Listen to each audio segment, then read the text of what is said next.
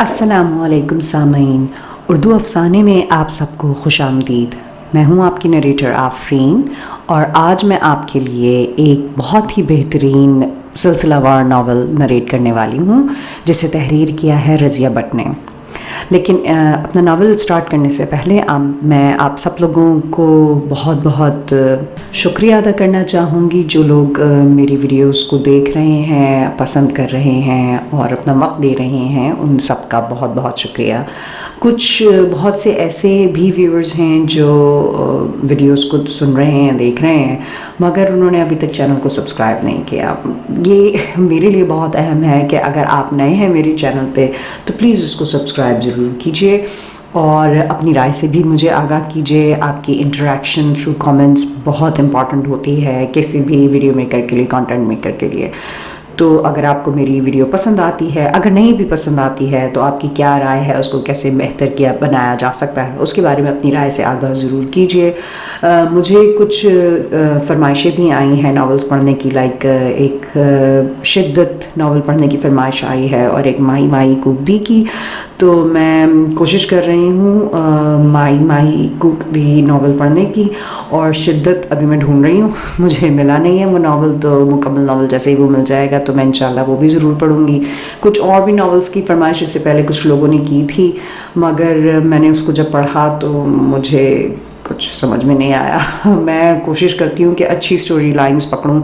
कभी कभी कुछ नावल्स की स्टोरी लाइन्स नहीं अच्छी होती, कुछ नावल्स बहुत ज़्यादा बोल्ड होते हैं, तो उसको नरेट करना, आप वैसे तो पढ़ लेते हैं लेकिन नरेट करने में मुझे थोड़ा अजीब सा लगता है। लाइक जैसे मैंने पिछला नावल अधूरा छोड़ दिया रज़िया भट्ट का जो मैं पढ़ रही थी, क्योंकि वो काफ़ी बोल्ड था तो मुझे आई वॉज अनकम्फर्टेबल, तो मुझसे नहीं पढ़ा गया।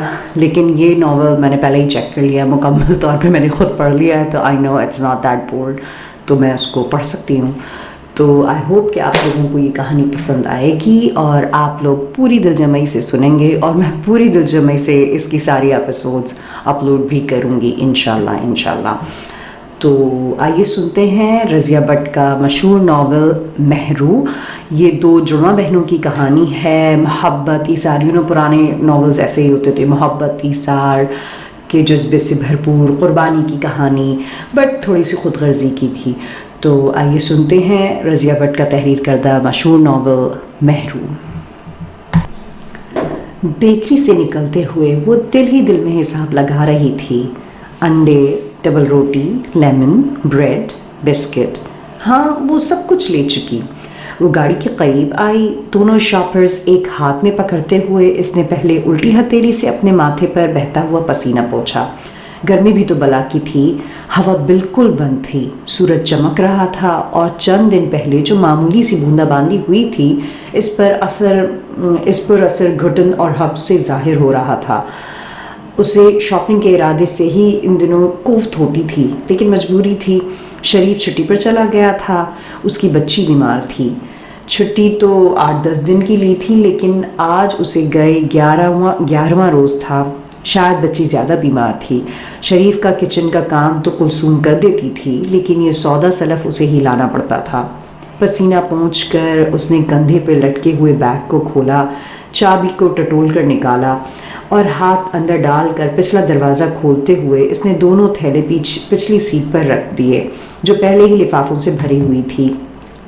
बेकरी पर आने से पहले वो दर्जी की तरफ गई थी। कुछ कपड़े सिल चुके थे, इसने यही गनीमत जाना।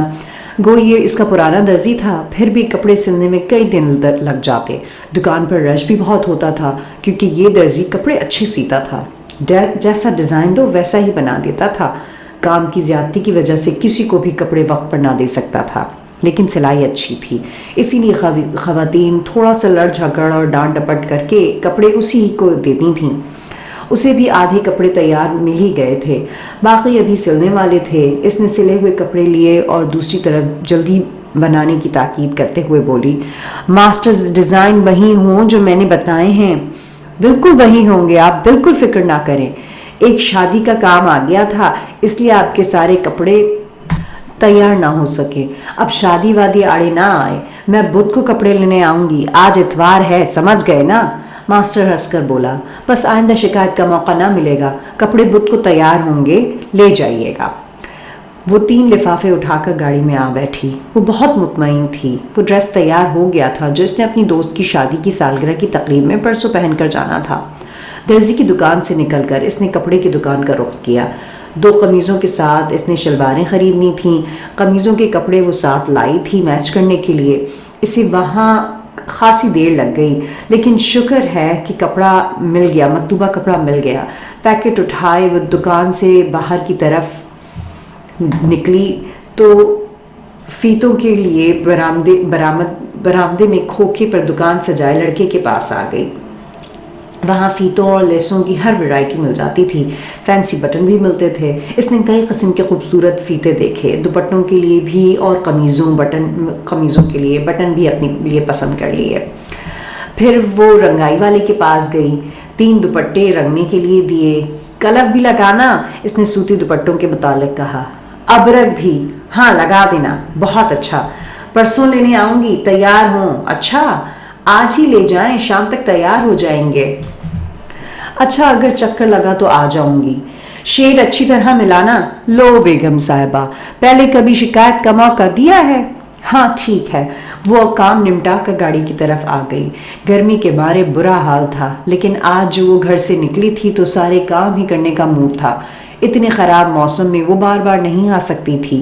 ایک دن گرمی میں پھر لیتی تو 8-10 دن طبیعت خراب ہو جاتی تھی۔ رنگت پر بھی برا اثر پڑتا تھا اور اسے کئی دن رنگت صاف کرنے کی کریموں کا استعمال کرنا پڑتا تھا۔ وہ اپنی سندلی سنہری رنگت کے معاملے میں بڑی محتاط تھی۔ مارکیٹ سے نکلتے ہوئے اسے سبزی خریدنے کا بھی خیال آیا۔ اس نے گاڑی روکی اور پیاز، ٹماٹر اور 2-3 موسمی سبزیاں بھی خرید لیں۔ سبزی تو کلثوم بھی لے آتی تھی۔ کوٹھیوں کے عقب میں چند ضروری اشیاء کی دکانیں تھیں، ایک دکان سبزی والے کی بھی تھی، لیکن یہاں سبزی بالکل تازہ تھی، اس لیے اس نے خرید لی۔ وہ اتنی ڈھیر ساری چیزیں خرید کر مسکرائی، پھر زیر لب گنگنائی، جو ہم پر گزرنی ہے ایک بار گزر جائے۔ گرمی تو بہت تھی، لیکن بہت سے ضروری کام اس نے کرنے تھے، اور اب آخری چیز بیکری سے خرید کر وہ گاڑی کی پچھلی سیٹ پر رکھ رہی تھی۔ گاڑی تنور کی طرح تپ رہی تھی۔ اس نے اگلا دروازہ کھولا، سیٹ پر بیٹھتے ہی اے سی آن کرنے کا ارادہ کیا، لیکن وہ بیٹھ بھی نہ پائی تھی کہ کسی نے پیچھے سے اس کے کندھے پر ہاتھ مارا۔ وہ سیدھی ہوتے ہوئے گردن کو خم دے کر پیچھے دیکھنے لگی۔ اوہ، وہ بڑے اتفاق سے بولی، آپ؟ سعدیہ، نوجوان خوش رو اور خوش پوش سعدیہ نے ہنس کر کہا۔ کیا حال ہے؟ وہ مڑ کر اس کے سامنے کھڑی ہو گئی۔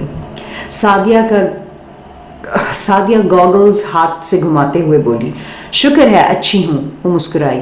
وہ تمہارا دیوانہ کیسا ہے؟ وہ کھلکھلاتے ہوئے بولی۔ بالکل ٹھیک ہے، وہ مسکرائی۔ دیوانگی؟ اس نے قہقہا لگایا۔ بدستور؟ اس نے اب اس کے قہقہے پہ قہقہا لگایا۔ ماشاءاللہ بہت لکی ہو، اتنا ہینڈسم اور اس طرح ٹوٹ کر چاہنے والا میاں ملا۔ دونوں کچھ دیر باتیں کرتی رہیں، پھر سعدیہ بولی، مینی جی؟ کیا بات ہے، تم لوگ ابھی 2 سے 3 نہیں ہوئے؟ 2 سال تو ہونے کو آئے ہیں تمہاری شادی کو۔ بس اس کے چہرے پر کچھ دھندلکے سے پھیل گئے، لیکن وہ ہنس کر بولی، ایسی بھی کیا جلدی، ایک لحاظ سے ٹھیک ہی ہے۔ میری طرف دیکھو نا، 2.5 سال میں 2 بچے ہو گئے۔ 2؟ ہاں، دوسرا کب ہوا؟ مجھے تو ایک ہی کا پتہ چلا۔ کبھی آؤ، خبر لو تو پتہ چلے نا مینی، مجھے تم پہ بہت گلہ ہے۔ معاف کر دیں، تم نگار کی بہن نہ ہوتی تو تمہیں کبھی معاف نہ کرتی۔ اپنی دوست نگار کے لیے تمہیں معاف کیا۔ وہ ہنسی۔ نگار کے ذکر پہ مینی کے چہرے پہ ایک اضطراب کی لہر دوڑ گئی۔ سعدیہ بولی، نگار کا خط وط آتا ہوگا؟ ہاں، اس نے کچھ جھجکتے ہوئے لہجے میں جھوٹ بولا، وہ تو ابھی وہیں کی ہو گئی ہے، مجھے پچھلے ماہ اس کا خط آیا تھا۔ کیا لکھا تھا؟ وہ جلدی سے بولی۔ لکھا تھا وہ امریکہ میں ہی سیٹل ہونے کا ارادہ کر رہی ہے، واپس آنے کا کوئی خیال نہیں۔ مینی نے ایک گہری سانس لی اس خبر سے، جیسے اسے اطمینان ہوا۔ سعدیہ مہر نگار کی بہت اچھی اور پرانی دوست تھی، گھروں میں بھی آنا جانا تھا۔ سعدیہ کی شادی ہو گئی تھی، لیکن اس کی نگار سے دوستی اب تک قائم تھی۔ کبھی کبھار فون پر بھی بات ہو جاتی تھی، مہینے 2 میں خط آتے جاتے تھے۔ سعدیہ گھرداری اور بچوں کی وجہ سے مصروف ہو گئی تھی، لیکن دوستی کا رشتہ قائم تھا۔ وہ چند لمحے نگار کی باتیں سنتی رہی۔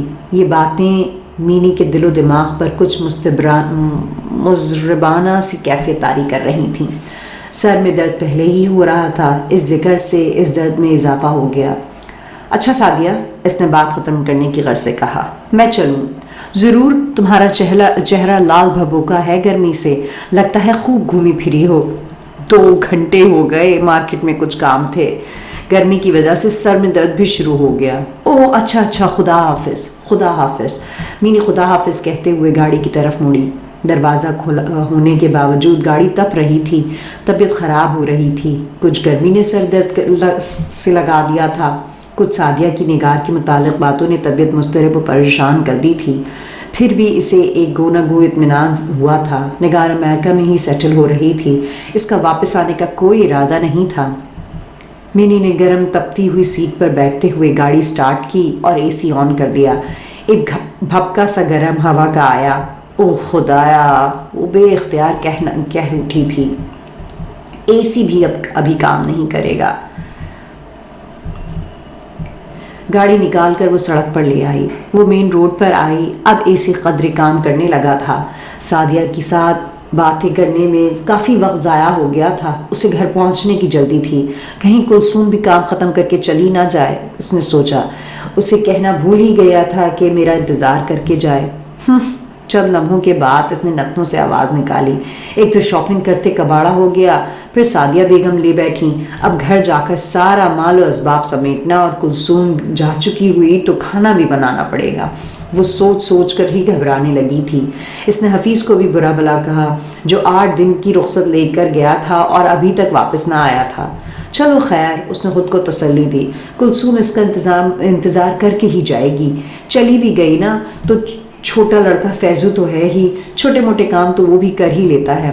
پھر اس نے گھڑی دیکھی اور خود سے بولی، کوئی بات نہیں، ابھی ہادی کے آنے میں کافی وقت ہے، تب تک سارا کام کر لوں گی، کرنا ہی پڑے گا ورنہ ہادی۔ وہ سوچنے لگی، ہادی کو شاپنگ کا بکھرا سامان کتنا برا لگتا تھا، یہ واحد چیز تھی جو اس کے غصے کو منٹوں میں آسمان پر پہنچا دیتی تھی، اور اس کا غصہ بس ایک بار چڑھ جائے تو بس۔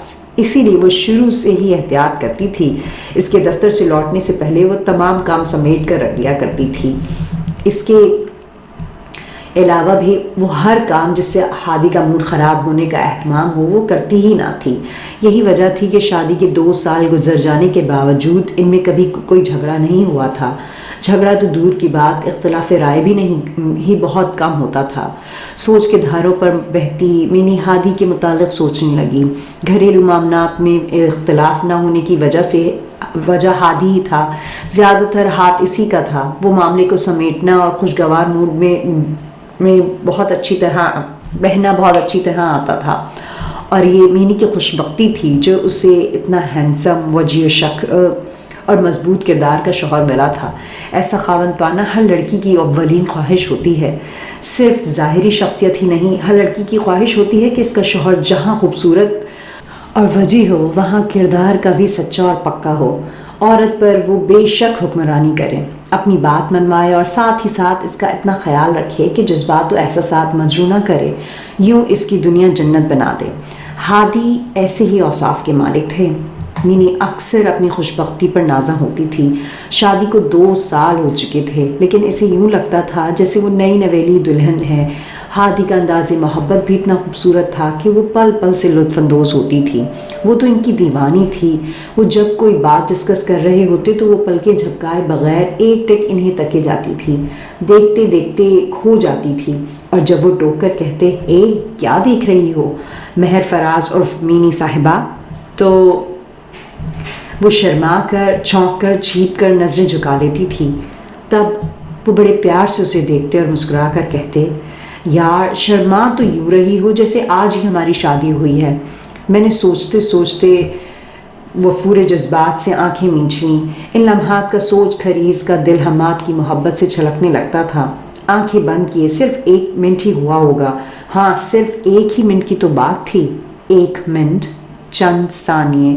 عورت کی چیخ اس کی سماعت سے ٹکرائی۔ بے اختیار مینی نے آنکھیں کھول دیں، پھر اس کا دل و دماغ ایک لمحے کے لیے یخ ہو گئے۔ وہ بچہ بالکل گاڑی کے سامنے تھا، بریک لگانے کا بھی وقت نہیں تھا۔ اس نے بچے کی ایک جھلک دیکھی اور سڑک کے کنارے کھڑی ماں کا حویلا سا نظر آیا۔ اف! بغیر آواز کی چیخ اس کے منہ سے نکلی۔ پھر پوری قوت سے بریک لگاتے ہوئے اس نے گاڑی کو دائیں جانب موڑا۔ زبردست چرچراہٹ کی آواز ابھری اور ہلکی پھلکی سوزوکی کی اچانک بریک اور موڑ کاٹنے کی وجہ سے 2-3 دفعہ الٹی اور ایک زوردار دھماکے کے ساتھ سڑک کنارے لگے پول سے ٹکرائی۔ مینی؟ ہاں، مینی کے حواس نے بہت آہستہ آہستہ اس کا ساتھ چھوڑا۔ پہلے تو درد کی ایک تیز لہر سر کے بائیں حصے میں اٹھی، اس کا سر ونڈ سکرین سے جا ٹکرایا تھا۔ پھر دوسرے لمحے درد کا زبردست ریلا بائیں پسلیوں سے اٹھا اور پھر یوں لگا جیسے چہرے پر کسی نے سلاخوں سے انگنت وار کر دیے ہوں۔ اس کے بعد ایک دم درد کا احساس ختم ہو گیا۔ دھماکے کی آواز سن کر لوگ بے تحاشا دوڑے۔ کچھ ہی دیر میں لوگوں کا جمع غفیر گاڑی کے ارد گرد جمع ہو گیا تھا۔ لوگوں نے الٹی ہوئی گاڑی کو مل کر بڑی دقت سے سیدھا کیا۔ لہو لہان چہرے کے ساتھ مینی بے ہوش ہو چکی تھی۔ استقبالیہ پر بیٹھی دبلی پتلی خوش لباس لڑکی نے بھرپور نظروں سے اسے دیکھا اور رجسٹر پر جھک گئی۔ جی ہاں، وہ رجسٹر پر انگلی رکھتے ہوئے بولی، انہیں ادھر ہی لایا گیا ہے، شدید زخمی حالت میں۔ میں ان کا شوہر ہوں، سوکھے لبوں سے آواز نکلی۔ حماد احمد۔ لڑکی نے بھرپور نظروں سے اسے دیکھا۔ پریشان چہرہ، پھٹی پٹی آنکھیں اور بکھرے بال۔ اس حال میں بھی اس کی شخصیت بھرپور اور بڑی پرکشش لگ رہی تھی۔ وہ کہاں ہے؟ حماد نے بڑی بے قراری سے پوچھا تھا۔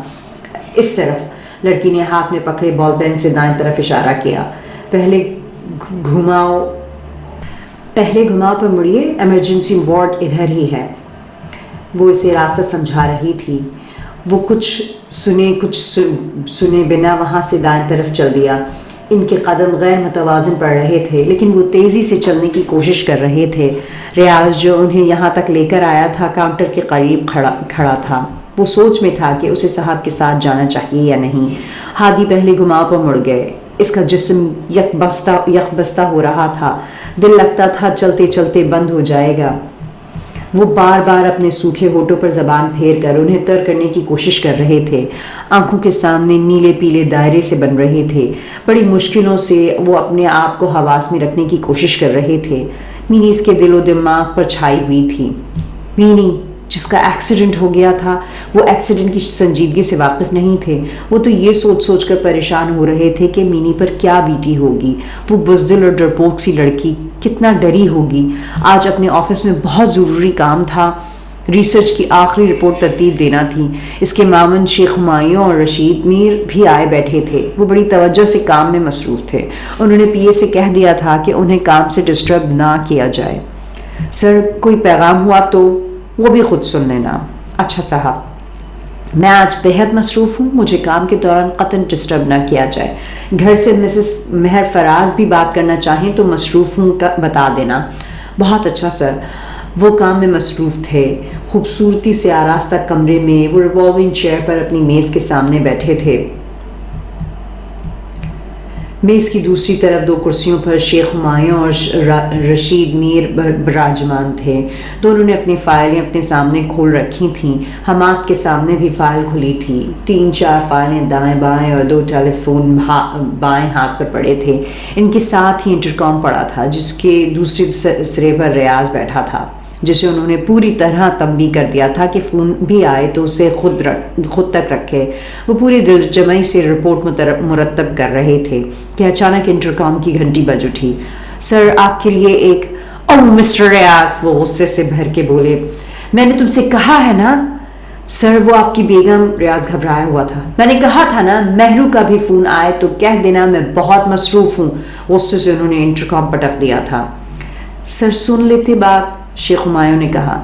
شاید کوئی ضروری پیغام ہو، رشید میر نے کہا۔ بھائی کوئی کام وام نہیں ہوتا، میری بیگم اکثر فون کرتی رہتی ہیں، جیسی بیویوں کی عادت ہوتی ہے۔ ریاض کے بچے… وہ فائل کی طرف متوجہ ہو گئے، پھر خود کلامی کے انداز میں بولے تھے، ڈسٹرب کر دیتے ہیں کم بخت. اس ریاض کے بچے کو میں نے تاکید بھی کی تھی لیکن انٹرکام پہ بات کرنے کا کچھ زیادہ ہی شوق ہے. ذہنی تسلسل واقعی ٹوٹ گیا تھا. ہادی کو پھر سے موڈ بنانے میں چند سیکنڈ لگے. ابھی انہوں نے چند سطور بھی نہ لکھی تھیں کہ انٹرکام پر بزر پھر سے بج اٹھا. وہ حیران تھے کہ حیرانی سے انٹرکام کو دیکھنے لگے. ریاض کی اتنی جرت! اسے تو وہ ذرا سا ڈانٹ دیتے تھے تو وہ بھیگی بلی بن جاتا تھا. ان کا سامنا کرنے سے کئی دن کتراتا رہتا تھا. لیکن آج انہوں نے غصولی انداز میں انٹرکام اٹھا کر میز پر دے مارا. اب وہ ڈسٹرب نہیں کر سکے گا. لیکن چند ہی لمحوں بعد ریاض کمرے کا دروازہ بلا اجازت کھول کر اندر آ گیا. وہ بے حد گھبرایا ہوا تھا. پیشتر اس کے کہ حماد اپنی بات کا کہنے یا ڈانٹنے کو لب کھولتے وہ جلدی سے بولا، سر آپ کی بیگم کا زبردست ایکسیڈنٹ ہوا ہے. ان کی حالت بہت خراب ہے. انہیں ہسپتال پہنچایا گیا ہے. وہ ایک ہی سانس میں کہہ گیا اور حماد کا سانس اوپر کا اوپر تلے کر رہ گیا تھا. کہاں ایکسیڈنٹ ہوا؟ شیخ ہمایوں نے بھی اجلت میں کہا. کس ہسپتال میں لے گئے ہیں؟ رشید میر نے کہا. ریاض کو جو اطلاع ملی تھی اس نے گوش گزار کر دی تھی. اوہو، انہوں نے اپنی اپنی فائلیں بند کر دیں. دونوں اٹھ کھڑے ہوئے. بغیر کچھ کہے حماد بھی اٹھ کھڑے ہوئے. لیکن انہوں نے دیکھا کہ ان کا وجود کانپ رہا تھا اور کوئی بات منہ سے نہ نکل رہی تھی. وہیں تو ٹھیک ٹھاک نا؟ وہ ہیں تو ٹھیک ٹھاک نا؟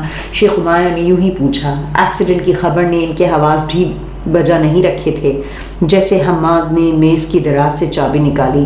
سر ہم آپ کو لے چلتے ہیں، رشید میر نے کہا. میں گاڑی چلا لیتا ہوں سر، آگے بڑھتے ہوئے ریاض نے مؤدبانہ کہا. حماد تو جیسے نہ کچھ سمجھ رہے تھے نہ کچھ سوچ رہے تھے. ریاض نے بڑھ کر چابی ان کے ہاتھ سے لے لی اور وہ سہر زدہ اس کے پیچھے پیچھے چل دیے. شیخ ہمایوں اور رشید میر فائلیں سمیٹنے لگے.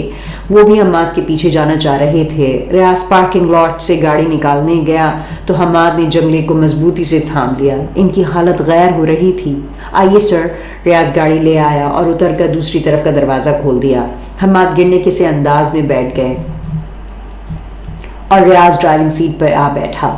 اس نے نظر حماد پر ڈالتے ہوئے گاڑی سٹارٹ کی اور کچھ ہی دیر میں روڈ پر آ گیا. سر، اس نے بت کی طرح بیٹھے حماد کو پکارا. انہوں نے سر کو ہلکی سی جنبش دے کر ریاض کو دیکھا. اللہ خیر کرے گا سر، خدا کرے بیگم صاحبہ بعافیت ہوں. ہو سکتا ہے معمولی ایکسیڈنٹ ہو. چند لمحے خاموش رہنے کے بعد حماد نے گھمبیر آواز میں پوچھا، تمہیں کس نے اطلاع دی تھی؟ سر کوئی ڈاکٹر تھے، شاید احسان نام بتایا تھا. اوہ ڈاکٹر احسان، ہاں وہ میرے بہت قریبی دوست ہیں. کیا کہا تھا انہوں نے؟ جو کچھ ڈاکٹر احسان نے کہا تھا وہ ریاض بتا دیتا تو حماد کی حالت بگڑ بھی سکتی تھی. اس نے گول مول سا اس نے جواب دیا. یہی کہا تھا سر کہ حماد صاحب کی بیگم مہر فراز کا ایکسیڈنٹ ہو گیا ہے. معمولی ایکسیڈنٹ ہوا ہے نا؟ اللہ کرے معمولی ہو. حماد چپ ہو گیا. اس نے اپنے آپ پر قابو پانے کی کوشش کی. ایکسیڈنٹ معمولی ہی ہوا ہوگا. مینی گاڑی ٹھیک ٹھاک چلا لیتی ہے. وہ سوچوں میں گم ہو گئے. اب وہ قدرے مثبت انداز میں سوچ رہے تھے، اپنے آپ کو یقین دلاتے ہوئے کہ حادثہ معمولی ہوگا. انہوں نے کونیاں گھٹنوں پر ٹکا کر ہتھیلیوں پر سر گرا دیا. دھوپ اندھیرے سے میں روشنی کے خواب تلاش کرنے لگے. اسپتال پہنچ کر وہ سیدھے استقبالیہ پر گئے اور لڑکی کے بتائے ہوئے راستے پر ہو لیے. پہلے گھماؤ پر مڑے ہی تھے کہ اندر سے ڈاکٹر احسان نکل کر ان کے سامنے آ گئے. ڈاکٹر، وہ جلدی سے بولے. احسان نے اپنا ہاتھ ان کے کاندھے پر رکھ دیا اور بھررائی ہوئی آواز میں بولا، تم نے دیر کر دی ہادی. کیا؟ حماد کی آواز عالم اضطراب میں پھٹ گئی. بھابھی مہر فراز، ڈاکٹر ہولے سے بولے. کیا ہو گیا مہر کو؟ میری مینی؟ انہوں نے ڈاکٹر کا کندھا جھجوڑا. خدا کی یہی مرضی تھی. ایکسیڈنٹ بڑا بھیانک تھا. لیکن یہ سب کیسے ہو گیا؟ وہ بے یقینی سے بولا. میں تو مینی کو ٹھیک ٹھاک چھوڑ کر آیا تھا. احسان تمہیں غلطی ہوئی ہے. ڈاکٹر نے انہیں اپنے ساتھ لگا لیا. ان کی پشت تھپکتے ہوئے بولے، حوصلہ نہ ہارو میرے دوست، یہ سانحہ تمہاری تقدیر میں لکھا تھا. مہر فراز زخموں کی تاب نہ لا سکیں.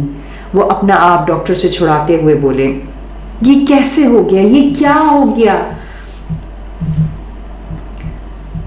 تھوڑی دیر پہلے آ جاتے تو احسان نے بات ادھوری چھوڑی۔ تو وہ بچ جاتی، وہ بےتابی سے ہاتھ ملتے ہوئے بولے۔ نہیں، وہ شاید تمہیں آخری بار دیکھ لیتی، اس کو مرنے سے پہلے چند لمحوں کے لیے ہوش آیا تھا تو اس نے تمہیں پکارا تھا۔ ان کے سینے سے ایک گہری دلسوز آہ نکلی۔ کچھ اور بھی کہنا چاہ رہی تھیں، میں نے اور سسٹر نے بہت کوشش کی سننے کی لیکن جان نہ پائے، ڈاکٹر بول رہا تھا، لیکن ہادی کہاں سن رہے تھے۔ انہیں تو یہ احساس ڈس رہا تھا کہ اس نے آخری وقت میں ان کا نام لیا تھا اور وہ بدقسمت ریسرچ رپورٹ بنانے میں الجھے ہوئے تھے۔ کتنا تڑپی ہوگی مہرو ان کے بغیر، جانے کتنا دل چاہا ہوگا کہ وہ اس کے پاس ہوتا، وہ اس کو موت کے پنجوں سے چھین لیتے۔ اتنا ہی تو یقین و اعتماد کرتی تھی وہ ان پر، ان کے گلے لگ کر ہمیشہ کہا کرتی تھی، تمہارے قریب ہوتے ہوئے مجھے کسی چیز کا خوف نہیں رہتا، موت کا بھی نہیں۔ اچھا، وہ پیار سے اس کے بال سہلاتے۔ ہاں، وہ شوخی میں آ کر کہتی، سچی کسی بات سے خوفزدہ نہیں ہوتی میں جب تم پاس ہوتے ہو، کاکروچ سے بھی نہیں، چھپکلی سے بھی نہیں۔ وہ بھاگ لیتی اور وہ اسے پیار سے پکڑنے کو لپکتے۔ وہ ہنستے ہنستے لوٹ پوٹ ہو جاتی، پھسلنی مچھلی کی طرح ہاتھ میں آتے آتے نکل جاتی۔ حماد نے سر کو جھٹکا۔ ڈاکٹر ان کو تسلی دلاسا دے رہے تھے۔ کہاں ہے مہرو، میری مینی؟ وہ ٹوٹے ہوئے لہجے میں بولا۔ اب وہ اپنے آپ کو سنبھالنے کی کوشش کر رہے تھے، لیکن سنبھلنا اتنا آسان بھی تو نہیں تھا۔ ڈاکٹر احسان نے تذبذب کے عالم میں انہیں دیکھا۔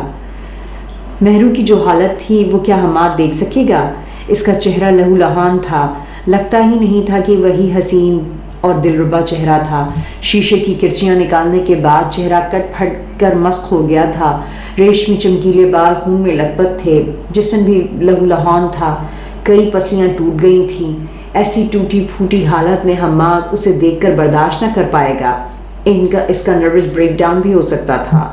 انہوں نے حماد کو روکنا چاہا، لیکن ان کی آنکھوں کی بڑھتی وحشت نے انہیں روکنے سے باز رکھا۔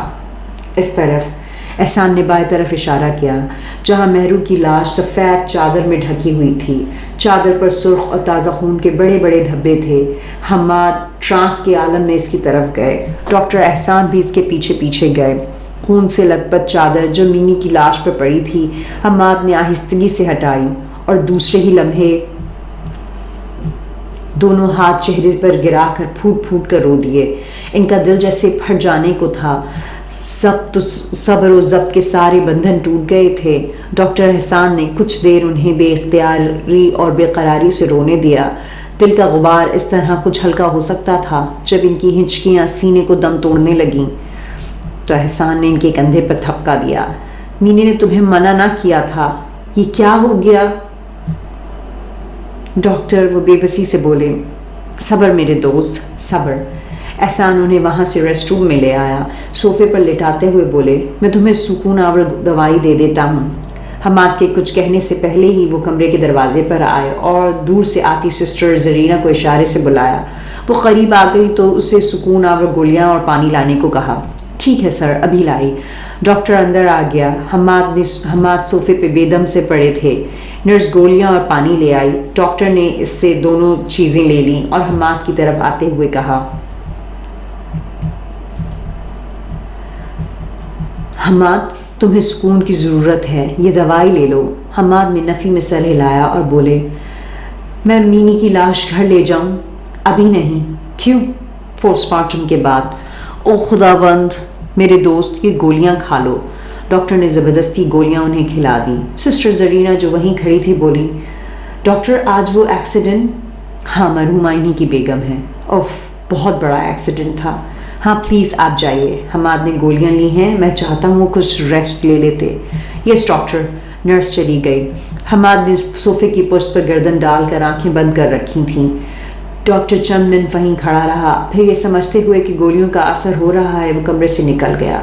لیکن دوائیاں بھی غم کی شدت کی انتہا میں اپنا اثر چھوڑ دیتی ہیں۔ ڈاکٹر کے جاتے ہی حماد نے آنکھیں کھول دیں۔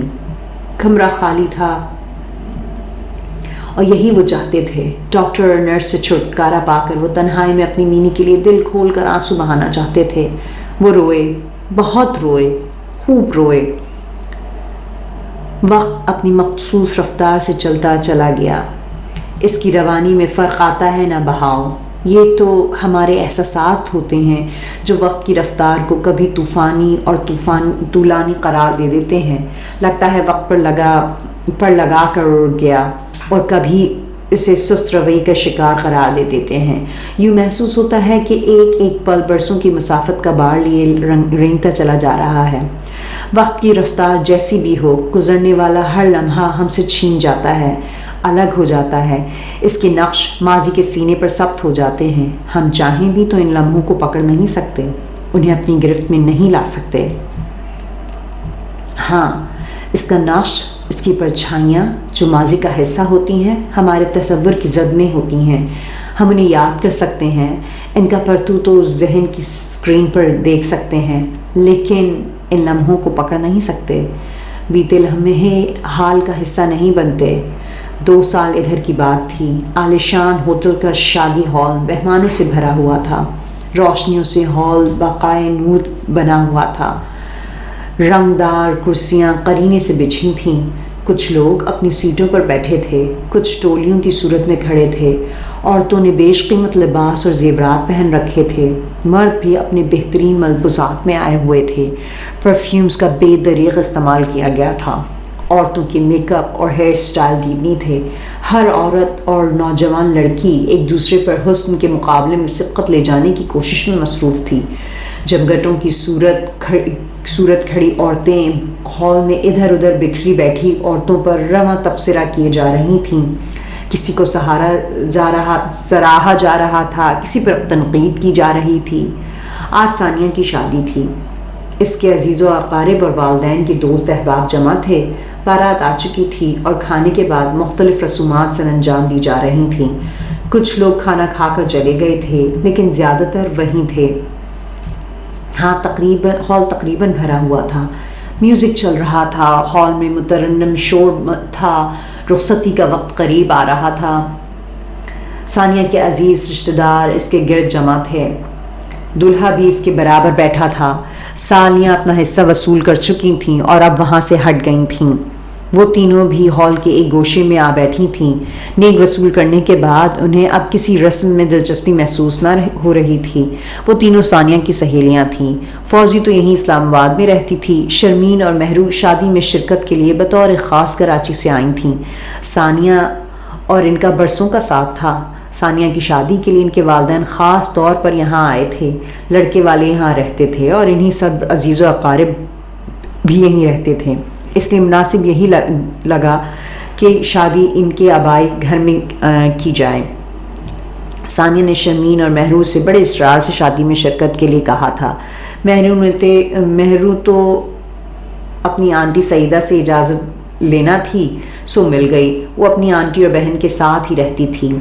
ہاں، شرمین کو ماں باپ سے اجازت لینے میں خاصی دشواری پیش آئی تھی۔ وہ تو مہر نے سفارش کی، زور دیا تو تب کہیں جا کر اسے شادی میں شرکت کے لیے کراچی سے اسلام آباد آنے کی اجازت ملی۔ فوزی ان کی دوست تھی، ان دونوں اسلام آباد میں ہی تھی۔ شادی کا سارا وقت یہ تینوں ساتھ تھیں۔ شادی میں تینوں نے بھرپور حصہ لیا، خوب گانے گائے، ڈانس کیے، ہر محفل کو خوش رنگ بنایا۔ ثانی کی امی نادرہ خاتون بار بار ان کو گلے لگاتی اور کہتی سارا رنگ انہی نے جمایا ہے، یہ نہ آتی تو شادی بے مزہ سی ہوتی۔ وہ انہیں بار بار پیار کرتی تھیں، یہ پیار ان کے شکر گزار ہونے کا احساس تھا۔ اب رخصتی کا وقت عمل میں آنے والا تھا، اسی لیے وہ تینوں اسٹیج سے ہٹ کر آ بیٹھی تھیں۔ پھر ایک دم میوزک تبدیل ہوا، رخصتی کا افسردہ کر دینے والا نغمہ چھڑا۔ ثانیہ کو سہاگن خالاؤں، پھوپھیوں، کزنوں اور دیگر رشتہ داروں نے اٹھایا، دعاؤں کا زیر لب دہرایا گیا۔ اس کے بھائی رفیع نے قرآن پاک کا اس پر سایہ کیا اور وہ اپنے پاپا کے سنگ سنبھل کر قدم اٹھانے لگی۔ تینوں سہیلیوں نے دور سے ہی اسے دیکھا۔ ہائے، میرے دل کو کچھ ہو رہا ہے، غمگین سی آواز میں مہرو بولی۔ اس کے حسین چہرے پر غم کے بادل لہرانے لگے تھے۔ کیا ہو رہا ہے؟ فوزی بولی، جس کی عنقریب منگنی ہونے والی تھی اور وہ اپنے منگیتر کو دل و جان سے چاہتی تھی۔ مجھے تو خوشی ہو رہی ہے، اللہ کرے تم پر بھی یہ وقت جلد آئے، شرمین نے چھیڑا۔ آمین، اس نے دعائیہ انداز میں ہاتھ اٹھا کر چہرے سے لگائے۔ کتنی بے باک ہو، مہرو نے اس پر نگاہ غلط انداز ڈالی۔ ثانی کو دیکھ کر دل تو تمہارا بھی مچل رہا ہے کہ اللہ میاں میری بھی شادی ہو جائے، فوزی نے مہرو پر وار کیا۔ اپنا تو ابھی دور دور تک نام و نشان نہیں شادی کا۔ اوہو بری بات، شرمین بولی۔ بری بات کیوں؟ ہم مزے میں ہیں، تعلیم تو ختم ہو جائے پھر دیکھیں گے۔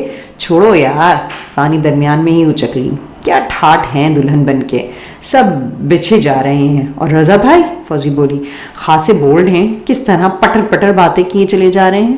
خوشی کا اظہار ان کی ہر بات سے ہو رہا ہے۔ اللہ کرے ہمارے لیے بھی اسی طرح خوش ہونے والا کہیں سے آ جائے، شرمین نے کہا تو مہرو نے اس کی کمر میں ٹھوکا دیتے ہوئے کہا، اب بس بھی کرو، آ جائے گا تمہارا شہزادہ بھی کہیں سے۔ تینوں خوش گپیوں میں مصروف تھیں۔ ثانیہ رخصت ہو گئی، آنٹی نادرہ رو رہی تھیں اور رشتہ دار خواتین بھی پھون پھون کیے جا رہی تھیں۔ بعض خواتین تو بڑی نزاکت سے دستر رومالوں میں اور ٹیشو پیپرز میں آنسوؤں کا آنکھ سے باہر آنے سے روک رہی تھیں۔ ان کے میک اپ جو خراب ہو جانے کا خدشہ تھا۔ رخصتی کے ساتھ ہی مہمان بھی جانا شروع ہو گئے۔ چند منٹوں میں ہال تقریباً خالی ہو گیا۔ صرف ثانی کی امی، ابو، بھائی اور 2-4 عزیز ہی رہ گئے تھے۔ وہ سب ہال میں واپس آئے تھے اور تھکے ہوئے انداز میں صوفوں پر گر گئے تھے۔ ثانیہ کی کزن آنٹی نادرہ کے کندھے دباتے ہوئے تقریب بخیر و عافیت انجام پانے پر خدا کا شکر ادا کرنے میں مصروف تھیں۔ نادرہ بھی اللہ کا لاکھ لاکھ شکر ادا کر رہی تھیں۔ تینوں لڑکیوں نے آنٹی نادرہ کے ساتھ ہی گھر جانا تھا۔ ثانیہ کے چلے جانے اور گہما گہمی ختم ہونے پر خاصی بوریت محسوس ہو رہی تھی۔ مجھے تو نیند آ رہی ہے، 3 راتوں سے ٹھیک طرح سے سو بھی نہیں پائی میں، مہرو نے ایک انگڑائی لی۔ ہم کون سا جی بھر کر سوئے ہیں، ہلا گلا کے دن تھے، شرمین بولی۔ آنٹی انکل کا تو کوئی ارادہ نہیں لگ رہا جانے کا، فوزی نے کہا۔ ہوٹل کا حساب کتاب چکتا کرنا ہوگا نا، شرمین بولی۔ پھر ہم کیا کریں، چلو گھوم پھر کر ہوٹل دیکھتے ہیں۔ ہالیڈے ان کی کیا بات ہے، سنا ہے اس کا نام میریٹ رکھا جا رہا ہے۔ ہمیں نام سے کیا، آؤ یہ ہال دیکھتے ہیں۔ چلو، تینوں اٹھیں اور گیلری میں آ گئیں۔ وہ ادھر ادھر آتے جاتے لوگوں پر بے جھجک تبصرہ اور تنقید کرنے لگیں۔ فوزی نے تو نیچے بیٹھے اس موٹے سے آدمی کو دیکھ کر ہنسنا شروع کر دیا جو اپنی سیاہ رو بھدی سی بیوی کو بڑے پیار سے آئس کریم کھلا رہا تھا۔ اے مہرو، اس نے ٹوکا۔ وہ کھلکھلاتے ہوئے ہنس دی۔ جانے دو، ہمیں یہاں کون جانتا ہے، جو جی میں آئے کریں۔ اب ان دونوں کو دیکھ کر ہنسوں نہیں تو کیا روؤں۔ اس کی بات پر مہر بھی ہنس دی اور شرمین بھی۔ تینوں وہاں سے ہٹ کر دوسری طرف آ گئیں۔ اس بالکنی سے نیچے کی لابی نظر آتی تھی۔ اے، اچانک فوزی نے کہا۔ کیا؟ وہ دونوں اس کی طرف متوجہ ہوئیں۔ کیا ونڈرفل، ہینڈسم، وجی شکل اور خوبصورت نوجوان ہے، فوزی نے ایک لفظ پر زور دیا۔ کہاں؟ وہ ستون کے ساتھ کھڑا ہے، دیکھو۔ دونوں نے اچھک کر دیکھا۔ واقعی وہ کوئی دیوتا نما آدمی تھا۔ سیاہ سوٹ پر میرون کلر کی ٹائی لگائے وہ کسی بت کی طرح دکھائی دیتا تھا۔ مہرو تو اسے تکتی ہی رہ گئی۔ اے لڑکی، شرمین بھی چند لمحے اسے ایک ٹک دیکھتی رہی۔ مہرو کی محویت دیکھ کر اس نے کندھا ہلایا۔ ہاں، وہ جیسے ہوش میں آئی۔ بس گئی ہوش و حواس سے، شرمین نے چھیڑا۔ اوہو، مہرو کے منہ سے نکلا۔ مانا کہ وہ ایک ہینڈسم آدمی ہے، لیکن اچھا نہیں لگتا جو تم ایک دم ہی اس پر مرمٹو۔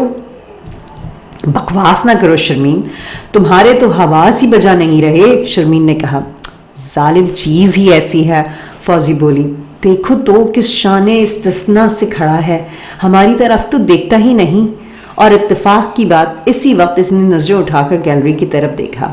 اس نے دیکھا تو تینوں کو تھا، لیکن گلابی ستاروں سے بھرے دوپٹے والی مہرو کے خوبصورت سراپے اور حسین چہرے پر اس کی نظریں مرکوز ہو گئیں۔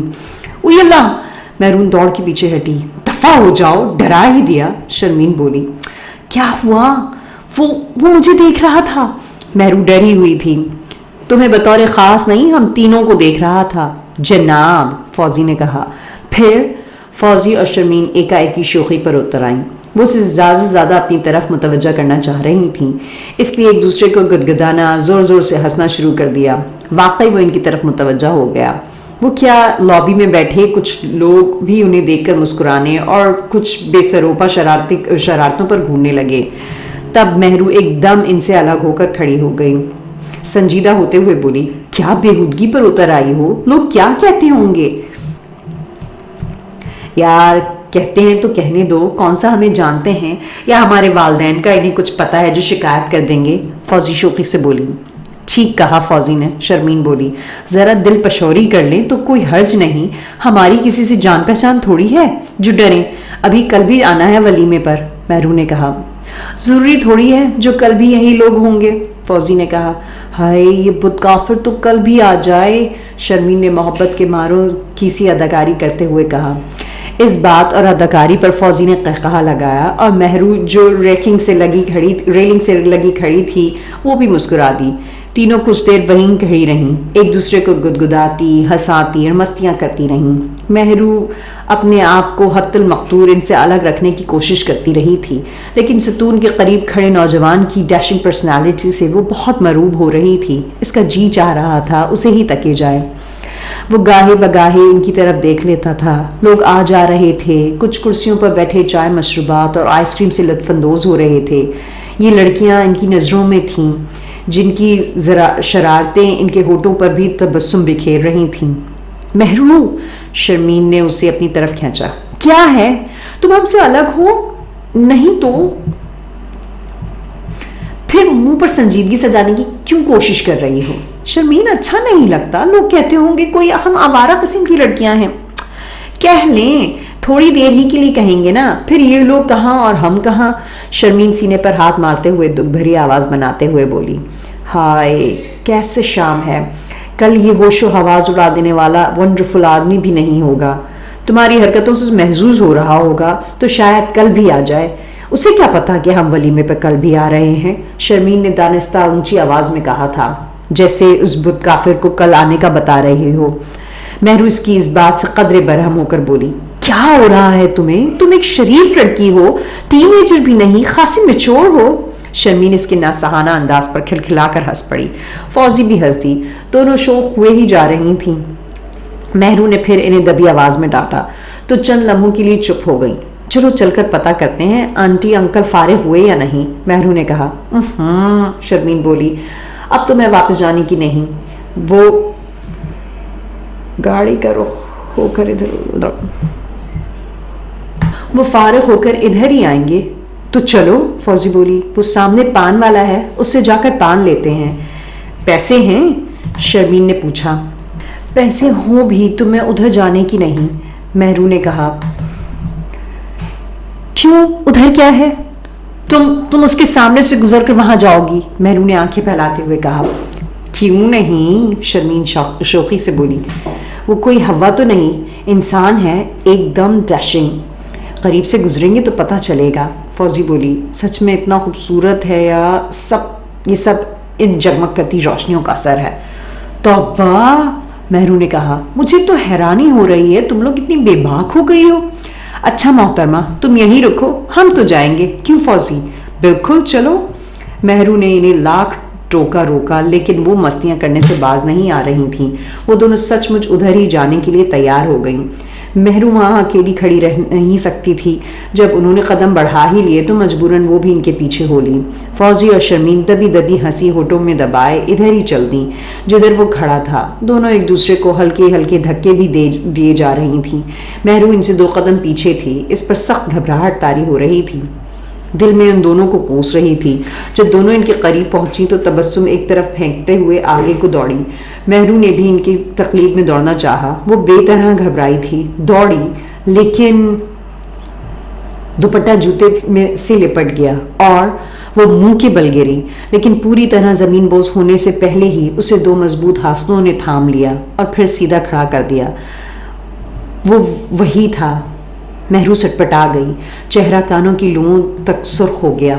घबराहट और निदामत से आंखों में आंसू उतर आए। रास्ता देखकर चला करते हैं, वो बड़े खूबसूरत और शाइस्ता अंदाज में महरू को देखते हुए बोला, जो दुपट्टा समेटकर भागने को थी। वो दौड़कर अपनी हमजोलियों के पास पहुंची जो इसकी हालत पर कहकहे लगा रही थीं।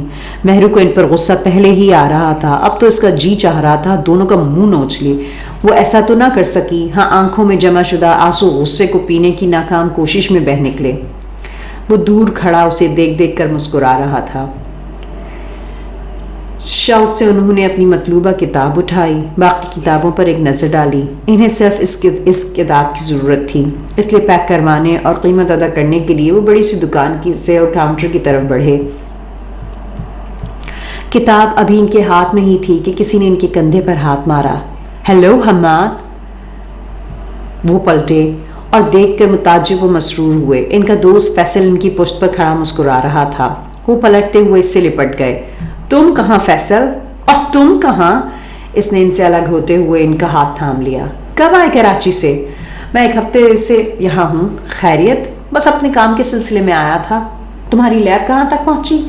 تکمیل کے مراحل میں ہے، انشاءاللہ اگلے ماہ کام شروع کر دوں گا۔ کچھ قانونی کارروائی باقی ہے، اسی سلسلے میں اسلام آباد آیا ہوا ہوں۔ کچھ چیزوں کی منظوری بھی لینا تھی۔ خیر چھوڑو، وہ کام تو ہو ہی جائے گا، تم سناؤ۔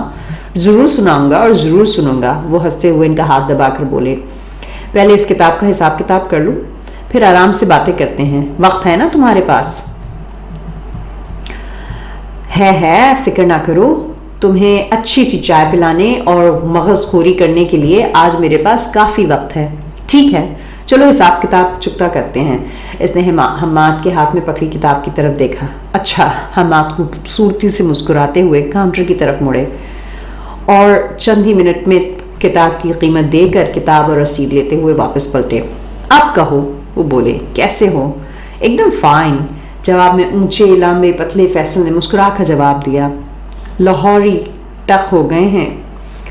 لاہوری ٹک ہو گئے ہو؟ حماد نے پوچھا۔ ان قریب تمہارے شہر آ رہا ہوں۔ یعنی کراچی پوسٹنگ ہو رہی ہے؟ ہاں، 90% امید ہے۔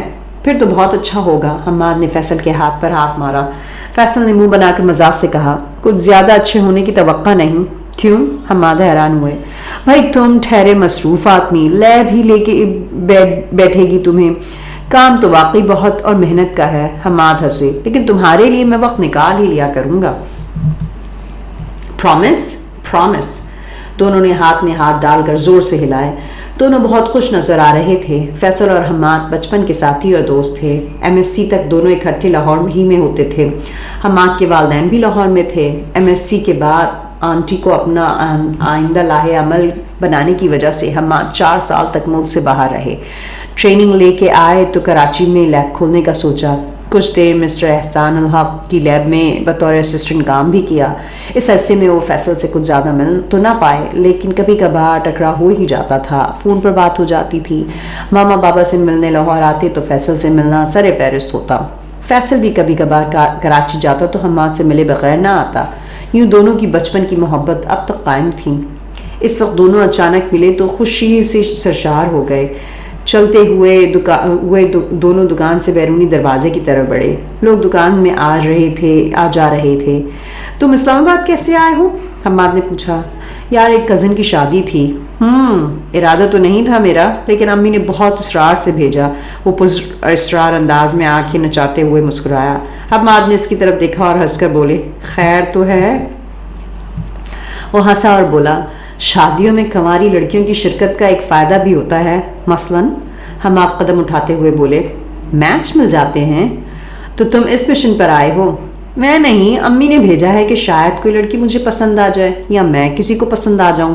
وہ ہنس کر ان کے ساتھ چلتے چلتے بولا، بات تو ٹھیک ہے، ایویں ہی کوئی لڑکی پسند آئی شادی ہوگی، کوئی لڑکی پسند آئی شادی ہو گئی۔ کل رات بارات تھی ہالیڈے ان میں۔ یعنی ہالیڈے ان میں؟ ہاں، آج ولیمہ ہے وہیں، میں بھی وہیں ٹھہرا ہوا ہوں۔ شادی سے فارغ ہو کر آ جانا، گپ شپ رہے گی۔ تم میریٹ میں ٹھہرے ہو؟ ہاں، دیکھا نہیں تمہیں؟ عجیب بودے انسان ہو۔ میں کوئی اس شادی میں مدعو تھا، اور پھر وہاں تو کل رات 3 شادیاں تھیں۔ وہ ہنسا۔ لڑکیاں تو بہت تھیں۔ بھلی نہیں لگیں؟ نہیں، بلکہ سب کی سب اچھی تھیں۔ دونوں نے اس بات پر مشترکہ قہقہہ لگایا، پھر خود ہی ایک دم اپنے آپ کو روک لیا۔ دکان میں اس طرح قہقہہ لگانا معیوب تھا۔ دونوں باتیں کرتے ہوئے دروازے کی طرف بڑھے تھے کہ اچانک حماد کی نظر اندر آنے والی ایک حسین چہرے پہ پڑی۔ وہ ٹھٹک کر کھڑے ہو گئے۔ آنے والی لڑکی وہی رات والی لڑکی تھی جس کا نام مہرو تھا، کیونکہ جب وہ گری تھی تو اس کی سہیلیوں نے اسے اسی نام سے پکارا تھا۔ یہ لڑکی حماد کے دل و دماغ پر پہلی نظر میں ہی چھا گئی تھی۔ ہاں، وہ وہی تھی، سندلی رنگ کی خوبصورت لیکن سادہ سے لباس میں ملبوس وہ بڑے نپے تلے قدم اٹھاتی اپنے ساتھ آنے والی ادھیڑ عمر معزز عورت سے باتیں کرتی دکان کے اندر آ رہی تھی۔ حماد کے قدم جہاں تھے وہیں جم گئے اور آنکھیں اس بدکار ادا کے چہرے سے ہٹنا بھول گئیں۔ فیصل ایک لمحے کو کچھ نہیں سمجھا، لیکن اس نے لڑکی کے ساتھ آنے والی عورت کو رسمی سے سلام کیا، جو جواب دیتے ہوئے ایک مشفقانہ مسکراہٹ اس کی طرف اچھالتے ہوئے بولی، کیسے ہیں آپ؟ ٹھیک ہوں جی شکریہ، وہ بولا۔ عورت اور لڑکی دونوں آگے بڑھ کر ایک سٹینڈ پر رک گئیں۔ فیصل نے حماد کو ٹھوکا دیا، جو مشینی انداز میں اپنی جگہ کھڑے کھڑے مڑ کر اس لڑکی کو تکے جا رہا تھا۔ اس لڑکی نے بھی اسے دیکھا تھا اور لگتا تھا پہچان بھی گئی تھی، اس لیے کچھ ضرورت سے زیادہ محتاط ہو رہی تھی۔ اے میاں، فیصل نے اس کی نظروں کا تعاقب کرتے ہوئے پھر اسے ٹھوکا دیا۔ وہ، حماد ہکلائے۔ وہ، فیصل نے مستفرانہ انداز میں اسے دیکھا۔ وہ لڑکی، کیا تم اسے جانتے ہو؟ اس نے نصفی میں سر ہلایا۔ جانتے نہیں؟ وہ ہنس کر بولا، جانتے بھی نہیں اور اس زور و شور سے اس پر عاشق بھی ہو گئے ہو؟ اے چپ، حماد نے اسے ٹوکا۔ وہ ابھی بھرپور نظروں سے اسے تک رہے تھے، جو گاہے بگاہے ایک چور سی نظر ان پر ڈال دیتی تھی۔ بندہ خدا، بات کیا ہے؟ فیصل نے ہولے سے پوچھا۔ وہ لڑکی، حماد ایک ٹک اسے دیکھے جا رہے تھے۔ ہاں وہ لڑکی ہی ہے۔ کیا ہوا اسے؟ کل رات اسے میں نے ہوٹل میں دیکھا تھا۔ پھر؟ بس میرے دل کو بھا گئی۔ تو مذاق نہیں سمجھو، میں اس کے بارے میں سنجیدہ ہوں۔ حد ہو گئی یار، فیصل ہنسا۔ تم کہہ رہے تھے تم اس لڑکی کو جانتے نہیں۔ ہاں، میں نہیں جانتا وہ کون ہے۔ پھر؟ میں جاننا چاہتا ہوں کہ وہ کون ہے۔ اف اللہ، فیصل نے ان کا مذاق اڑایا۔